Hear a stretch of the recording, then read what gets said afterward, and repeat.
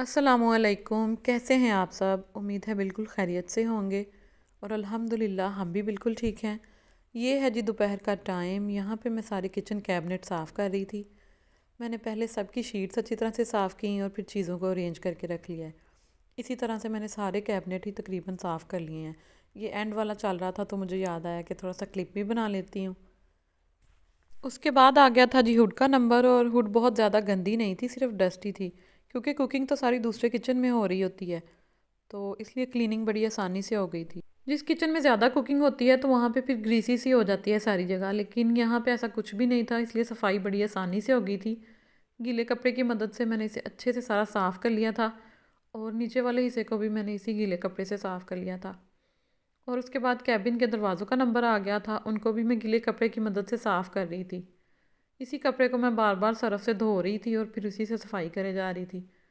और बार बार ये दरवाजे खुलते हैं तो वहाँ पे हाथ वगैरह लग जाते हैं, उनके निशान थे। सिंक के नीचे का दरवाज़ा थोड़ा ज़्यादा गंदा था, और जहाँ पे हम बॉक्सेस रखते हैं वो ज़्यादा गंदा था। बाकी सारे साफ़ ही थे, वो ज़रा आसानी से साफ़ हो गए थे। उसके बाद आ गया था जी सिंक का नंबर, और सिंक को मैं धो रही हूँ मैक्स शाइनर के साथ। मैंने थोड़ा सा मैक्स शाइनर लिया और उसमें मैंने डाल दिया गर्म पानी, उसको अच्छे से मिक्स कर लिया, और उसको अब मैं सिंक पे लगा दूँगी सारे पे, और अच्छे से इसको मैं साफ़ कर लूँगी। इससे जो पानी के निशान हैं वो ख़त्म तो नहीं हुए, लेकिन काफ़ी हद तक कम हो गए हैं, और सिंक में बड़ी अच्छी सी शाइन आ गई थी। ये सिल्वर और स्टील के बर्तनों में शाइन लाने के लिए ही इस्तेमाल होता है, तो मैंने सोचा इसे सिंक साफ़ करके देखती हूँ कि कितना फ़र्क पड़ता है। और वाकई में शाइन बड़ी अच्छी सी आ गई थी सिंक में, बड़ा नीट नीट सा लग रहा था। और निशान अब आहिस्ता आहिस्ता ही ख़त्म होंगे, 2-3 बार फिर से अप्लाई करूँगी तो। और वाटर डिस्पेंसर को भी मैंने गीले कपड़े की मदद से अच्छे से साफ़ कर लिया था। और किचन की सारी डीप क्लीनिंग तकरीबन हमारी हो गई है, सिर्फ फ़र्श का काम रह गया है, वो सुबह अब मैं लिशबा की मदद से धो लूँगी। ये है जी सुबह का टाइम, और मैं यहाँ पे नाश्ता बना रही हूँ। जिस दिन मैंने किचन की सारी सफाई वगैरह की है तो उसी रात हमारी लाइट ऑफ हो गई, और वो लाइट 24 घंटे के लिए बंद हो गई। तो अगला पूरा दिन फिर कोई काम भी प्रॉपर नहीं हो सका, क्योंकि पानी नहीं था, और ये डर भी लगा हुआ था कि ख़त्म ना हो जाए। तो बस इसी तरह से वो दिन गुजरा, कोई काम भी नहीं हुआ, तो फ़र्श वगैरह भी सारा रह गया था। और आज सुबह लाइट आ गई है तो अब हम बाकी सारे काम कंप्लीट कर लेंगे।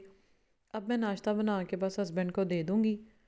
नाश्ता बनाने के साथ मैं सोच रही थी कि जल्दी से थोड़ा सा मक्खन बना लेती हूँ, क्योंकि मुझे आज कुछ बेकिंग करनी थी तो उसके लिए मुझे मक्खन की ज़रूरत थी। तो खैर जी, मैंने जल्दी से नाश्ता बनाया और हस्बैंड को दे दिया, और अपने लिए मैंने चाय चढ़ा दी थी, कहवा बन रहा था, तब तक साथ साथ में मैं मक्खन बना लूँगी। और मक्खन बनाते हुए भी लाइट ऑफ हो ही गई थी, जिसका डर था मुझे। खैर जी, उसके बाद फिर मैंने चाय बना ली अपने लिए, और अब चाय पीऊँगी, उसके बाद लिशबा आ जाएगी तो फिर हम किचन का बाकी सारा काम कर लेंगे। फिर अलिशबा आ गई थी और किचन का काम हमने स्टार्ट कर दिया। वाटर डिस्पेंसर और सिलेंडर वगैरह बाहर निकाल के रख दिए थे, और किचन के फ़र्श पे सरफ़ डाल के तो झाड़ू की मदद से उसने अच्छे से सारा साफ़ कर लिया था। और फिर वो वाइपर लगाई जा रही थी और मैं जग में पानी भर भर के डाली जा रही थी। हम थोड़ा नीम गर्म पानी इस्तेमाल कर रहे थे ताकि सारे दाग वगैरह ख़त्म हो जाएं। और इसी तरह से उसने फिर सारा पानी निकाल लिया था।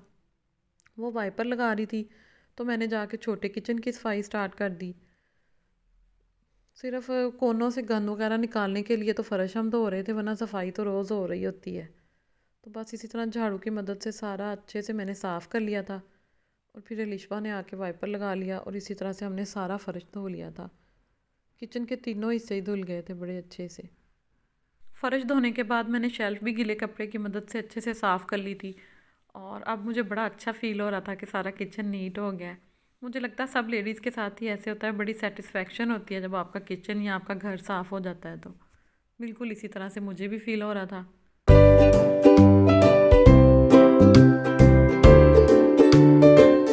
और अब्दुल वली भी अब नाश्ता वगैरह करने के बाद ट्यूशन जाने लगा है। उसके एग्ज़ाम हो रहे हैं तो एक पेपर होता है और एक छुट्टी, आज उसे छुट्टी है, तो ज़रा टाइम से ही वो ट्यूशन चला जाएगा। और अलिशबा भी अब घर जा रही है काम वगैरह करके। तो सफाई वगैरह का काम हमारा सारा ख़त्म हो गया है, अब बस मुझे थोड़ा सा फ़्रेश होना है, उसके बाद फिर मैं खाना बना लूँगी।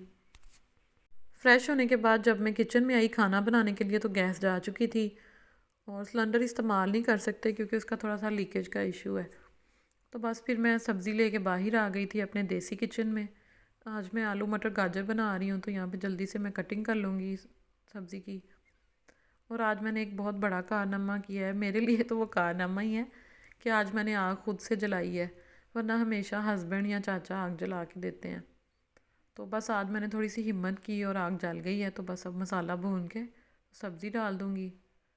और याहिया का दिल कर रहा था कि सारा खाना वो बनाए, बस मामा पीछे हट जाएं, तो मैंने उसे कहा कि थोड़ी देर वेट करो, फिर मैं तुमसे ही मिक्स करवाऊँगी। और बस जी सब्ज़ी को मैंने अच्छे से मिक्स कर लिया था, और बस इसको अब मैं ऊपर से ढक दूँगी और थोड़ी देर में हमारा खाना हो जाएगा रेडी। आज मैं दिखाऊंगी आपको अपना देसी किचन। और ये है जी बैक लॉन, और यहाँ पे हमने सारा सेटअप रखा हुआ है, तवी रखी है, चूल्हा और तंदूर। तो तवी पे सर्दियों की दोपहर में अक्सर रोटियाँ बनती हैं। इस बार तो कम ही बनी है, दादी अम्मा और बाकी सब लोग जब होते हैं तो फिर तवी पे बना लेते हैं अक्सर, क्योंकि गैस का इशू रहता है तो तवी पे बड़ी स्पीड से बन जाती हैं। और ये चूल्हा दादी अम्मा ने बनाया हुआ है। मुझे देसी कुकिंग का बड़ा शौक़ था, तो उन्होंने फिर मुझे बना के दिया, और इस काम में मेरी और उनकी केमिस्ट्री बड़ी मैच करती है। तो बस अब उनके जाने के बाद ही ये ज़्यादा इस्तेमाल करना हमने शुरू किया है, जब गैस का इशू बना है। तो ये है तंदूर, और ये दादी अम्मा ने गांव से मंगवा के तो सीमेंट वगैरह लगा के सेट किया था, और इस पर रोटियां भी वही लगाती थी, क्योंकि मुझे रोटी लगानी नहीं आती, तो फिर उनके जाने के बाद ये इस्तेमाल ही नहीं हुआ। और तभी पे रोटियां मैं लगा लेती हूँ अगर साथ में कोई हेल्प हो तो। और मैं करती हूँ अब रोटियां बनाने की तैयारी। और यहाँ पे बिल्कुल गांव जैसा माहौल है, और बैठने का बड़ा मज़ा आ रहा था, ऐसा ही लग रहा था जैसे हम किसी गांव में बैठे हुए हैं। और रोटियां यहाँ पे हमारी बन गई हैं सारी, बस ये लास्ट वाली रोटी है, और उसके बाद हम खाना खाएंगे। और वली भी ट्यूशन से वापस आ गया है। तवी की रोटी बिल्कुल भी अकड़ती नहीं है, इसको अगर आप लपेट के रख लें तो ये बिल्कुल नरम रहती है। तो हम सब तो अपना खाना खा लेंगे, और हस्बैंड के लिए मैं लपेट के रख लूँगी हाट पाट में, और जब वो आएंगे तो उनको फिर सर्व कर दूँगी। और जी मेरी आज की वीडियो थी बस यहीं तक। उम्मीद है आप इस वीडियो को ज़रूर इंजॉय करेंगे, और अगर आपको अच्छी लगे तो इसको लाइक कीजिएगा, और मेरे चैनल को भी सब्सक्राइब कीजिएगा। और इंशाल्लाह मिलते हैं किसी अच्छी सी वीडियो के साथ। अपना बहुत बहुत ख्याल रखिएगा। अल्लाह हाफ़िज़।